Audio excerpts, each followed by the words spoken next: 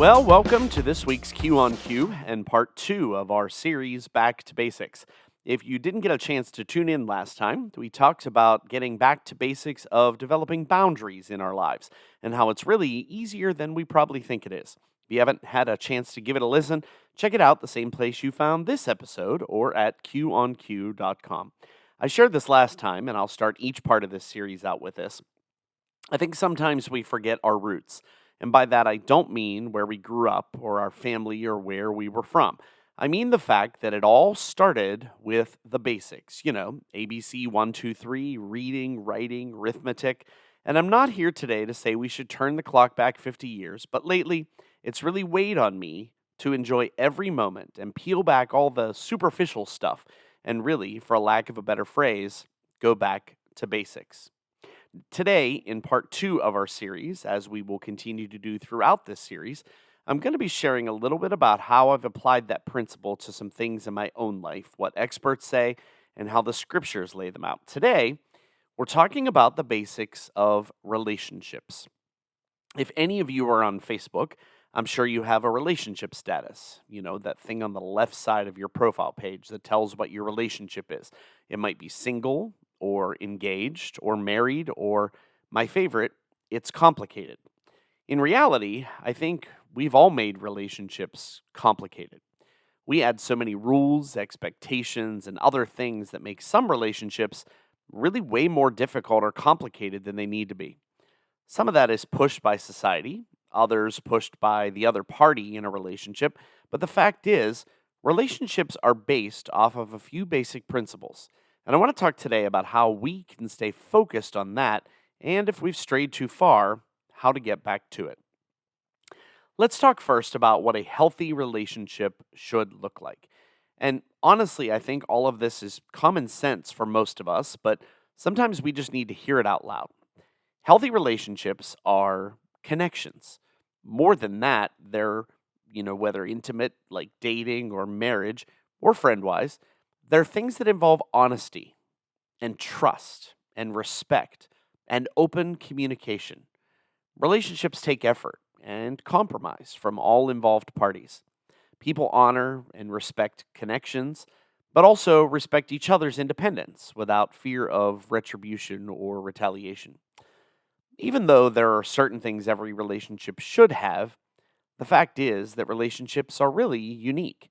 They have unique circumstances, unique ways they were formed, and unique ways they operate. But they all need something. Just like babies need the right mix of nutrients, whether natural or formula, every relationship needs that formula to operate, whether it's friend to friend or that person you fell head over heels in love with. Every relationship needs some basic principles to be considered and put into practice. If you look on Google, and you search for things to keep relationships healthy and fruitful, you're probably going to find a million different results, a million different suggestions from a million different websites. But I think we too often forget some of the things that really are basic. What I mean by that is things that are honestly the simplest, the things we often forget about. It's because we make relationships so complicated. We start to develop unreasonable expectations. We start to set requirements that are really self-sided and don't take other people into consideration. We start to redefine on our own terms what a relationship is or what we want it to be. We start to add details that don't need to be there, steps that don't need to be taken, and demands that aren't appreciated. Here's what I think it boils down to. Keeping a few simple principles always in mind and always in check. Communication, trust, boundaries, and respect. And I know I'm not reinventing the wheel here and really am stating the obvious. So if you tuned in for a magic solution, I'm sorry. It really is that simple. And yet at the same time, it's not. So let's dive into these topics a little bit. Let's talk about boundaries first. I hit on this topic a lot in detail last time. So if you haven't checked that out, I encourage you to listen to the last episode. But in its simplest definition, boundaries help determine what is and is not okay in a relationship. And that's with anybody, whether that's friends, co-workers, a boyfriend or girlfriend, a spouse, or family members. We put them in place to protect our well being and to really allow relationships to exist. They help us to build some of the things I've already mentioned: trust, safety, and respect, to name a few. There are so many different boundaries that this is where I think sometimes we make it to be more than it really needs to be. Common boundaries that we always need to take into consideration include emotional, physical, intellectual, and financial ones. Boundaries can really apply to any aspect of your life where you feel they're needed. For boundaries to be effective, though, it requires a certain amount of self awareness and reflection. And this is where I think we complicate things. I heard it said one time that boundaries aren't complicated, it's people who are complicated. And that's what causes boundaries to seem so difficult. Setting boundaries in relationships becomes difficult, often because one or both of the parties has controlling tendencies. More often than not, they want the last word, or they want it their way all the time, or they care too much about what people outside of the relationship think, and boundaries may stop them from getting that. I heard a quote one time that said this: care what other people think, and you will forever be their prisoner. In many senses, it's true, but I think you have to understand or think about how we're wired as humans before being too hard on yourself for this. From the beginning of time, we were hardwired for connection. We were designed for community, built to care about others and rely on others, and to let others watch out for us. So when we establish boundaries and we see something, question, or go against them, we almost go into like a fight or flight mode. We attack what it is or we run away, and neither is healthy for a relationship to work. So if you struggle with pleasing people, I hope what you will take from this is that we come by our people pleasing instincts naturally. They are quite literally part of our survival setup. We also literally set up a rule book of sorts in our minds to keep us safe within these boundaries. From when we're young, we start to notice that if people within them aren't happy with us, we maybe don't feel safe. It could be something simple, but sometimes it's not. We might develop a negative self image because of it, so we question what the purpose of the boundaries are if we're going to feel this way. We literally notice it in how we feel, the tone of a room, what isn't being said.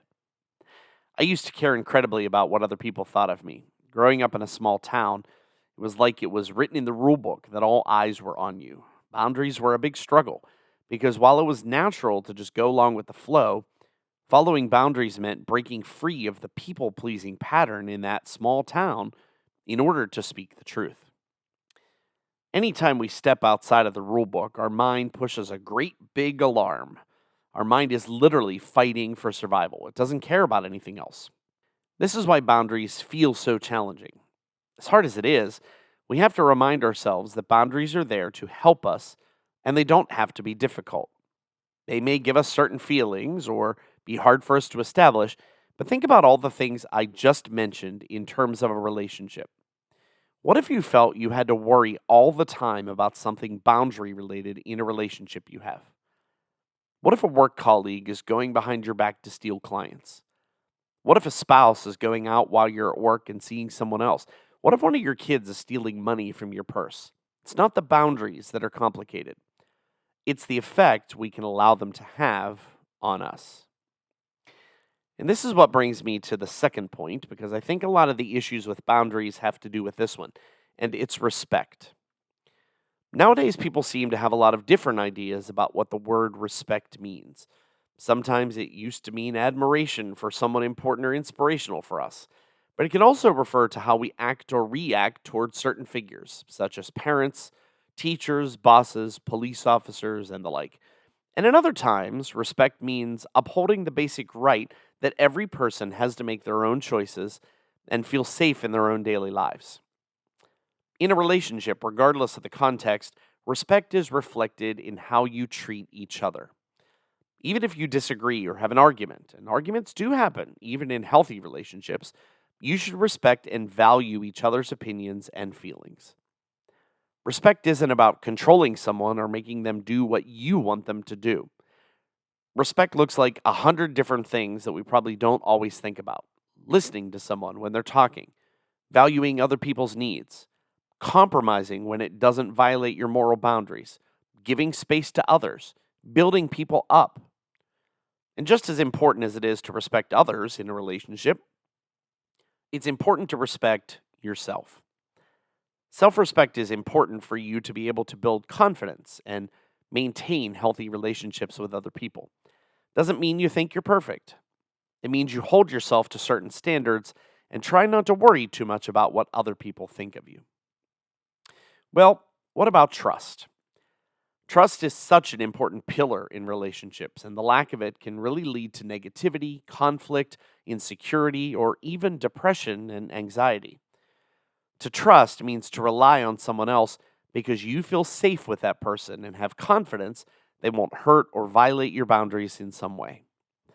While all the things I mentioned are important, trust is probably the foundation of relationships because it allows you to be vulnerable and open up to other people, thereby making relationships more authentic. And if a relationship is lacking trust, it's important to determine why that's the case and then work with the other party to build it up. It's only then that relationships can be the truest versions of themselves. Virtually all of us can bring to mind a scenario where our trust has been broken. How do we develop and maintain trust? Can trust that's been broken be rebuilt? The point of building trust is for others to believe what you say. When I say that, though, keep in mind that building trust requires not only keeping the promises you make, but also not making promises that you're not able to keep. Because keeping your word shows others what you expect from them, and in turn, they'll be more likely to treat you with respect, developing further trust in the process. Building trust, even in long term relationships, is not without risk. It involves allowing all parties in a relationship to take risks to prove trustworthiness. Building trust is a daily commitment. In newer relationships or ones where trust is being rebuilt, don't make the mistake of expecting too much too soon. As trust grows, you'll be more at ease with making and accepting bigger commitments. Put trust in, and you'll generally get trust in return. And last but certainly not least, one of the basic principles of every relationship has to be communication. Effective communication is vital in any relationship. It involves actively listening to each other, expressing thoughts and feelings honestly and respectfully, and resolving conflicts in a healthy way. The power of communication in a relationship is really the backbone of anyone that's going to be successful, because without effective communication, relationships really can't reach their highest potential. But we have to remember communication is a two-way street. No one should ever be talking at someone. Good communication involves both parties sharing their thoughts and feelings openly and honestly, and the other side being willing to listen and listen honestly without interruption or judgment. When communication is used effectively, boundaries are respected and trust is built. Communication isn't just about talking with each other, it's about truly sharing your thoughts, your feelings, and your needs with someone else. When we have more clarity in communication, the dynamics of arguments and misunderstandings change for the better. The key to effective communication is to keep the channels of communication open. And this means being available and willing to talk and giving each other space when necessary. It can be difficult to maintain open communication if one person is open and communicative with the other, but the other person avoids that. We all get caught up in work, errands, and other obligations that take up our time, and it can cause our communication to suffer. If you want to improve communication with somebody, especially somebody that's super important to you, you will make time for it. Most importantly, never make assumptions without communicating with somebody. We often assume what someone is thinking or feeling without even realizing it. These assumptions lead to misunderstanding and eventually conflict, because when we openly communicate, there will be little room for misinterpretation. So you might be sitting there saying, all those things you said are great, but it's just not working out. Whether it's a romantic relationship or a longtime friend or a work connection or a close family member, sometimes relationships will hit roadblocks. It's because none of us are perfect. We can try our best. Not everyone will agree with me on this, but sometimes you just need to take a break. Now, this isn't the same for everybody and for every situation. For example, if a married couple is hitting a major roadblock, I'm not saying you should separate as your first line of defense. What I'm saying is maybe you take a step back from how you've been interacting and communicating and try something new. In a friendship, maybe things have been tense and you just need to take a break from hanging out with that person. After a break, you may find you see things in a whole new light. Then again, you may find yourself moving into a new season concerning that person's role in your life. Well, what does God say about relationships? Well, I'm going to paraphrase here a few different times the scriptures refer to how we deal with others. The first is that conflict can produce intimacy or division. You really choose. The problem isn't conflict, it's what you do with it. Conflict through the mind of Christ produces death to our agenda, which in turn produces new life. But conflict through our own mind produces division, my will versus someone else's. Ephesians 4:32 calls us to be kind and compassionate to one another, forgiving each other, just as Christ forgave us. 1 Corinthians 14:3 calls us to build people up and give them encouragement. Matthew 18, verses 15 to 17, calls us to be open and honest when we feel conflict. The most important thing to remember is that relationships require compromise. This means finding common ground, making sacrifices to meet each other's needs and desires while maintaining your moral boundaries. Healthy compromise is a collaborative effort that ensures all parties feel valued and respected. I said it before, I'll say it again. Relationships require commitment, a willingness to invest time and effort and energy. It means prioritizing a relationship and working together to overcome challenges, with all sides dedicated to making it work. I know there's no magic formula. I know most of these things you already knew. I know I haven't probably given you a magic solution, but I hope that hearing them in the simplest of forms, boundaries, respect, trust, and communication, will help you refocus where you stand with your relationships. And if there's something you need to work on, that you'll pray for guidance for the words to say and the actions to take. Because it's only when you're open and honest in your relationships that they can truly become what God has destined them to be. Well, next time, we're going to dive into the topic of change. Ooh, scary word there. What if things are suddenly changing around you? What if your relationships are changing? Your environment is changing? Your finances are changing? There's no perfect solution, but I believe there are some basics we can apply that will help us deal with, tackle, and adapt and accept change when necessary. So for that and more, tune in next time.